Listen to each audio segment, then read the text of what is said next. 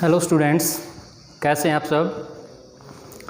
आज हम शुरू करने जा रहे हैं अकाउंटिंग प्रिंसिपल्स। सबसे पहले हम बात करते हैं अकाउंटिंग प्रिंसिपल कहेंगे किसको, इनका मीनिंग क्या है।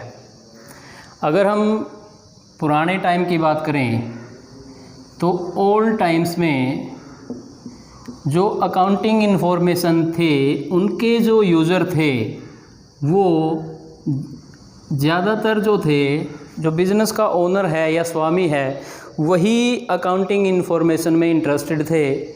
लेकिन जब मॉडर्न युग की बात करें तो बिज़नेस के साइज़ इतने ज़्यादा बढ़ चुके हैं और पूरी दुनिया एक परिवार बन चुकी है, घर बन चुकी है। पूरी दुनिया में बिज़नेस एक दूसरे देशों में कैपिटल जाती है और बिज़नेस के साइज़ इतने ज़्यादा बढ़ चुके हैं, उसी के कारण अकाउंटिंग इन्फॉर्मेशन के यूज़र भी बढ़ चुके हैं। बहुत सारे यूज़र आजकल हम बात करते हैं क्रेडिटर्स, बैंक्स हैं, गवर्नमेंट को, tax authorities, probable investor, even general public भी इंटरेस्ट रखती है अकाउंटिंग इन्फॉर्मेशन में।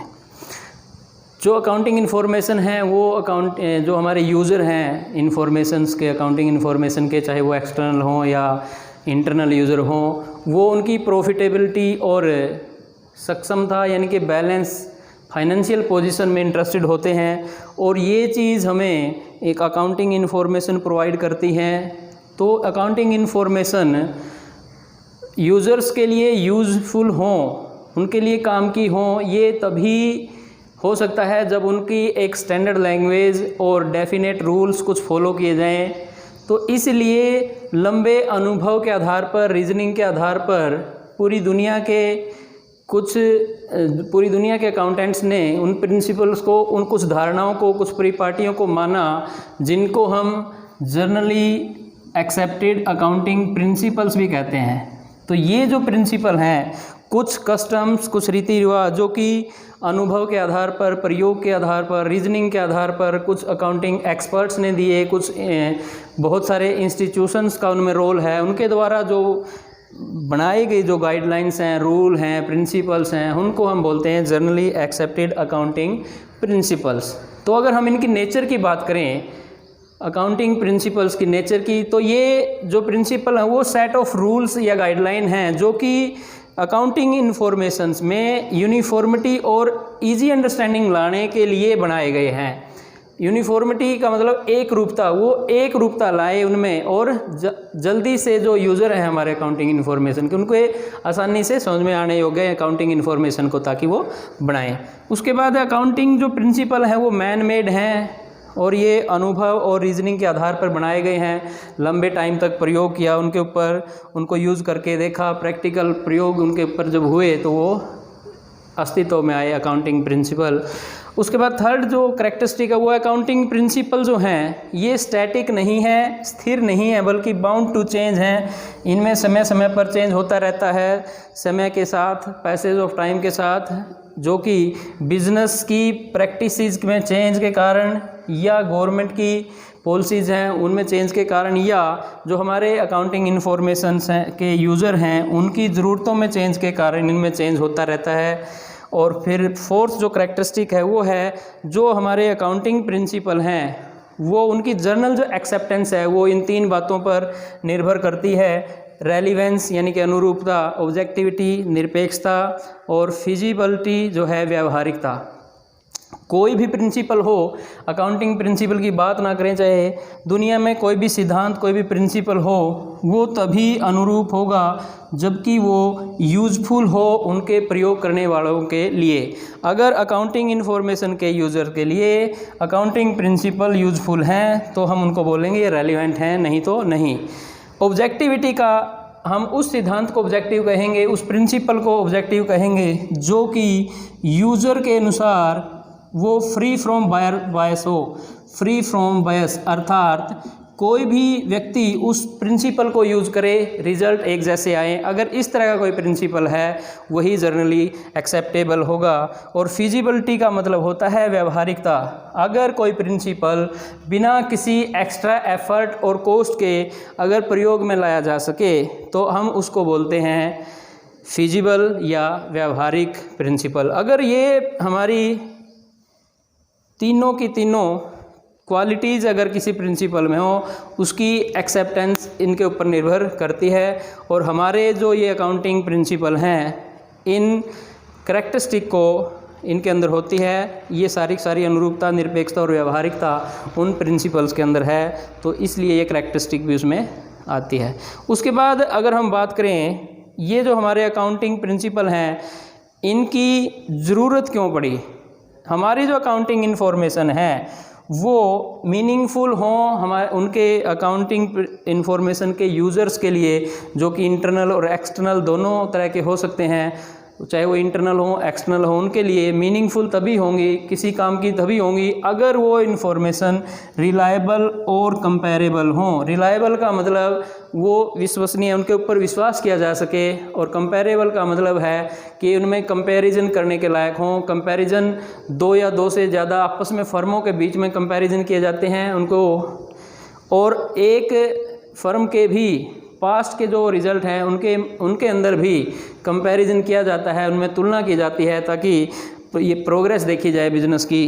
तो अकाउंटिंग इन्फॉर्मेशन रिलायबल और कंपैरेबल हों उसके लिए हमें ज़रूरत पड़ती है अकाउंटिंग प्रिंसिपल्स की।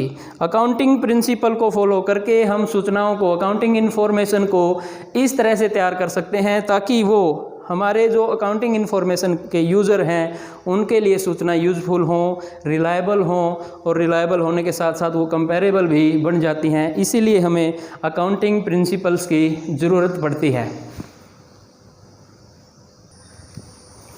अकाउंटिंग प्रिंसिपल्स का अर्थ जान लेने के बाद अब आइए हम काइंड्स ऑफ अकाउंटिंग प्रिंसिपल और फिर इन अकाउंटिंग प्रिंसिपल्स को हम डिटेल में करते हैं।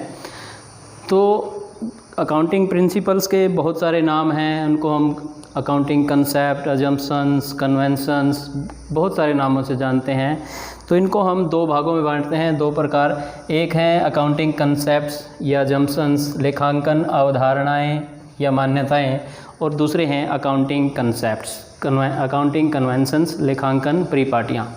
जो हमारे कंसेप्ट हैं या अजम्पशन हैं, ये जो हमारे दुनिया के ज़्यादातर अकाउंटेंट्स हैं उन अकाउंटेंट्स के द्वारा मान ली गई हैं ताकि अकाउंटिंग इन्फॉर्मेशंस में एक रूपता आए, वो यूज़फुल हो सकें। तो क्योंकि अकाउंटिंग इन्फॉर्मेशंस जो कि हमारे फाइनेंशियल स्टेटमेंट्स के द्वारा रिजल्ट्स दिए जाते हैं, फिर उन trading and profit and loss account और बैलेंस शीट प्रिपेयर की जाती हैं, फिर वो रिजल्ट्स हमारे जो अकाउंटिंग इन्फॉर्मेशन के यूज़र्स हैं उन तक पहुंचाए जाते हैं। तो ये जो हमारी फाइनेंशियल स्टेटमेंट्स हैं ये इन अवधारणाओं या इन मान्यताओं के अनुसार बनाए जाते हैं। ये दुनिया के ज़्यादातर अकाउंटेंट्स ने माना है, इनको फॉलो करते हैं।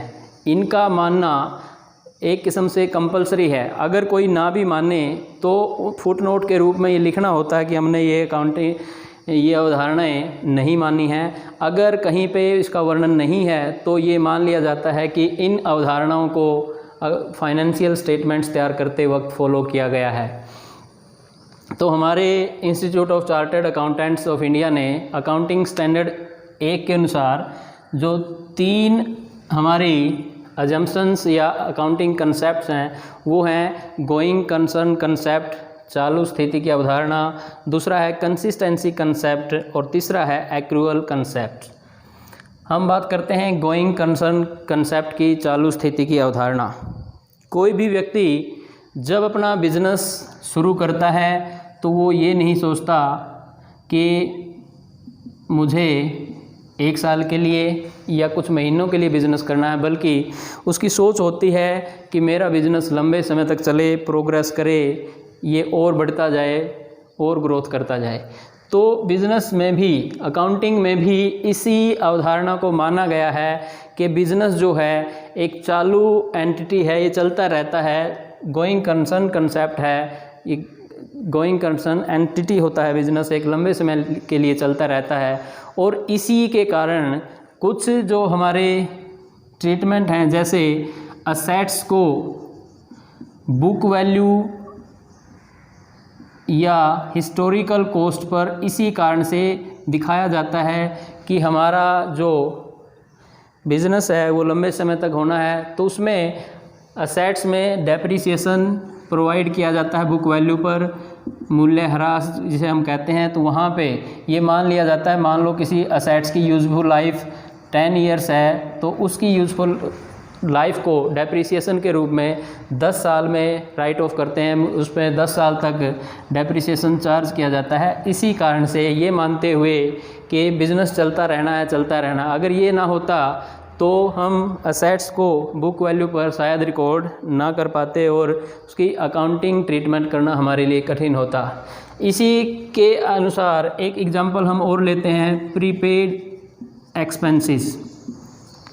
हम प्रीपेड एक्सपेंसेस को असेट्स में शो करते हैं, हालांकि ये हमारे पास इनसे कुछ मिलना नहीं है, अगर इनको कोई रियलाइज़ करना चाहे इनसे कोई पैसा नहीं मिलना, लेकिन इनके जो बेनिफिट हैं वो फ्यूचर में मिलने हैं बिज़नेस को, और इसी वजह से इनको असेट्स में शामिल किया जाता है, फ्यूचर में मिलने हैं, क्योंकि फ्यूचर बिजनेस जो है लंबे समय के लिए है और हमने जो आज एक्सपेंस कर दिए हैं वो फ्यूचर में हमें उसके बेनिफिट मिलेंगे, इसलिए उसको असेट्स में हम शामिल करते हैं, असेट्स में हम उसको शो करते हैं। इसी कारण से ये गोइंग कंसर्न कंसेप्ट है, बिजनेस लंबे समय तक चलता रहेगा, ये अवधारणा ये बोलती है। उसके बाद है कंसिस्टेंसी कंसेप्ट, एक रूपता की अवधारणा। इसका अर्थ है, ये अवधारणा ये कहती है कि फाइनेंशियल स्टेटमेंट्स तैयार करते हुए हमें एक रूपता को फॉलो करना चाहिए। हमें जो प्रिंसिपल हैं, जो मेथड हैं हम जो फॉलो करते हैं, उनको एक जैसे मेथड को फॉलो करते रहना चाहिए ताकि उसमें एक रूपता आए, ताकि दो या दो से ज़्यादा फर्मों के बीच में कंपैरिजन किया जा सके, या एक ही फर्म के अगर फाइनेंशियल रिजल्ट हों, उनको पिछले साल के रिजल्ट को अगर वर्तमान साल के रिजल्ट से कंपेयर करना चाहें तो वो तभी कर सकते हैं अगर हमने या बिज़नेस ने एक रूपता की अवधारणा को फॉलो किया हो। उदाहरण के लिए हम यहाँ पे बात करते हैं डेप्रीसिएशन की, मूल्यह्रास की। डेप्रीसिएशन के लिए बहुत सारे मेथड हैं, जैसे स्ट्रेट लाइन मेथड होता है, एन्युटी मेथड होता है, डिमिनिशिंग वैल्यू मेथड होता है। तो अगर एक बिज़नेस हर साल मेथड को बदलता रहे या फिर अलग अलग बिज़नेस अलग अलग मेथड को फॉलो करते जाएं, तो वहाँ पे अकाउंटिंग इन्फॉर्मेशंस हैं जो उनका कंपैरिजन मुश्किल हो जाएगा और हमारे जो रिज़ल्ट हैं वो तुलनात्मक नहीं होंगे। इसी प्रकार अगर एक ही बिज़नेस हर साल अपने जो मेथड हैं वो बदलता रहे, किसी साल वो स्ट्रेट लाइन मेथड से लगाए, अगले साल डिमिनिशिंग वैल्यू मेथड शुरू कर दें, फिर से स्ट्रेट लाइन मेथड अगर फॉलो करने लग जाएं, तो हमारी जो अकाउंटिंग इन्फॉर्मेशन है वो सही रिज़ल्ट नहीं दे पाएंगी। इसी प्रकार और होते हैं, जैसे वैल्यूएशन ऑफ स्टॉक की हम बात करते हैं, वैल्यूएशन ऑफ स्टॉक या प्रोविज़न फॉर डाउटफुल डेट्स, इनके भी डाउटफुल डेट्स, इनको मेंटेन करने के लिए भी अलग अलग मेथड हैं। तो बिज़नेस को चाहिए कि ये मेथड एक जैसे मेथड फॉलो करते रहें ताकि बिज़नेस जो है कंसिस्टेंसी कंसेप्ट को फॉलो करे और जो इन्फॉर्मेशन है वो अनुरूप रहें और उनको एक दूसरे से कंपैरिजन उनका किया जा सके। अब इस मेथड का मतलब ये नहीं है कि अगर बिज़नेस को कोई इमरजेंसी है या बिज़नेस को फ़ायदा होता है इन मेथड को चेंज करने से, तो ऐसा नहीं है कि ये हार्ड एंड फास्ट रूल है, हम इनको चेंज कर ही नहीं सकते। तो फिर ऐसी स्थिति में अगर उनको चेंज करने से बिज़नेस को फ़ायदा होता है, चेंज करने से बिज़नेस को लाभ की स्थिति होती है, तो उस स्थिति में इनको चेंज किया जा सकता है मेथड को। लेकिन इसकी इन्फॉर्मेशन अकाउंटिंग जो फाइनेंशियल स्टेटमेंट्स हैं उनके नीचे फुट नोट के रूप में दी जानी ज़रूरी है, ताकि जो अकाउंटिंग इन्फॉर्मेशन के यूज़र हैं उनको पता चले कि ये मेथड जो है चेंज किया गया है इस अकाउंटिंग ईयर में, पिछले अकाउंटिंग ईयर से जो मेथड था उसको चेंज किया गया है। तो इसको बोलते हैं कंसिस्टेंसी कंसेप्ट। नेक्स्ट जो हमारा कंसेप्ट है वो है एक्रूअल कंसेप्ट, उपार्जन की अवधारणा। बिजनेस में दो बेसिस होते हैं, एक हम बोलते हैं कैश बेसिस और दूसरा होता है एक्रूअल बेसिस। कैश बेसिस का मतलब होता है हम हमारे जो इनकम है उनको तभी अकाउंटिंग ट्रीटमेंट करेंगे जब वो कैश में हमें मिल जाएं, और इसी प्रकार एक्सपेंसेस को भी तभी ट्रीट किया जाता है जब वो एक्चुअली पे कर दिए जाएं। और एक्रूअल बेसिस में होता है इनकम जब कमा ली जाती हैं, चाहे वो रिसीव हुई हैं या नहीं है, तभी उनको इनकम मान लिया जाता है। और उनके सापेक्ष जो खर्चे होते हैं कोई भी इनकम कमाने के लिए, चाहे वो खर्चा पे कर दिया जाए, किया गया हो या ना पे किया गया हो, उसको तभी एक्सपेंस मान लिया जाता है। ये इसको बोलते हैं एक्रूअल बेसिस। तो ये भी एक अवधारणा है। इस कंसेप्ट के अनुसार हमें एक्रूअल बेसिस को फॉलो करना होता है, अर्थात इनकम और एक्सपेंडिचर को तभी हमें मान लेना होता है जब कोई भी इनकम कमाने के लिए जो खर्च किए गए हैं वो उस पीरियड के दौरान जो भी खर्च हैं, चाहे वो पे कर दिए हों या ना पे किए हों, सारे के सारे खर्च हमें मानने होंगे। और दूसरा जो है, इनकम जो है तभी जब भी कमा ली गई, चाहे वो रिसीव हुई हैं या नहीं हुई हैं, तभी वो जैसे ही ड्यू होती हैं उसी टाइम हम उनको इनकम कंसीडर करते हैं। और जो इनकम कमाने के लिए जो भी खर्चे किए गए हैं, इनकम के सापेक्ष जितने भी एक्सपेंसेस हैं, उन सबको हम उस अकाउंटिंग पीरियड में कंसीडर करेंगे जिस पीरियड की वो इनकम है, ना कि वेट करेंगे कि हम एक्चुअल में वो इनकम रिसीव हों या हम एक्सपेंस पे करें। तो इस मेथड में हम prepaid expenses, accrued income, outstanding expenses, इन सबको की एडजस्टमेंट करते हैं। और कैश बेसिस में हम केवल जो कैश में ही एक्सपेंस या इनकम होते हैं उन्हीं को ट्रीट करते हैं। तो ये जो एक्रूअल बेसिस है, कंपनी एक्ट भी इस मेथड को फॉलो करता है, इस मेथड को मानता है, कैश बेसिस को मान्यता नहीं देता। कैश बेसिस जो है कुछ प्रोफेशनल्स हैं जैसे लॉयर, डॉक्टर्स, उनके लिए यूज़फुल हो सकता है, लेकिन बाकी बिजनेसेस के लिए ये यूज़फुल नहीं होता। जो हमारा एक्रूअल बेसिस है ये मैचिंग कंसेप्ट को भी मानता है। ये मैचिंग कंसेप्ट भी इसका दूसरा नाम है। मैचिंग कंसेप्ट में भी इनकम और एक्सपेंडिचर को मैच करते हैं वो, तभी हम उनको कंसीडर करते हैं इनकम और एक्सपेंडिचर को। ये जो हमारे तीनों कंसेप्ट हैं जो हमने अभी डिस्कस किए हैं, going concern concept, consistency concept और एक्रूअल कंसेप्ट, इनका ये बताना ज़रूरी नहीं है कि हमने फाइनेंशियल स्टेटमेंट्स तैयार करते टाइम इनको फॉलो किया है, क्योंकि इनको फॉलो करना ज़रूरी है। और कोई भी अकाउंटिंग इन्फॉर्मेशन का यूज़र ये मान के चलता है कि ये तीनों कंसेप्ट अकाउंटिंग जो फाइनेंशियल स्टेटमेंट्स हैं वो तैयार करते हुए फॉलो किए गए होंगे। अगर इनको ये नहीं लिखा है तो ये माना जाता है कि फॉलो किए गए हैं, लेकिन अगर फॉलो नहीं किए गए हैं तो फाइनेंशियल स्टेटमेंट्स के फुट नोट में ये मेंशन करना ज़रूरी है कि ये जो अकाउंटिंग कंसेप्ट्स हैं ये हमने फॉलो नहीं किए हैं। तो ये थे हमारे ये 3 कंसेप्ट। बाकी जो नेक्स्ट वीडियो में हम रिमेनिंग जो कंसेप्ट हैं उनको डिस्कस करेंगे।